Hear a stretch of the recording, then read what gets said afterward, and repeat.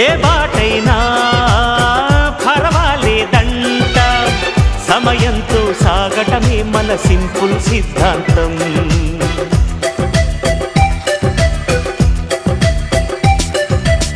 చిరుగాలికి పరిమళమిచ్చే సిరిమల్లెల వనమై ఉందాం, గగనాన్ని నేలను కలిపే హరివిల్లుల బంతెన అవుదాం. ఆనందం అంటే అర్థం మనమందా, ప్రతి పూట పాటై సాగే హుషారు సరిగమలో. ఎన్నో ఎన్నో రాగాలుండే సంగీతం కాదా, చల్లకి నవ్వుల కేరింత.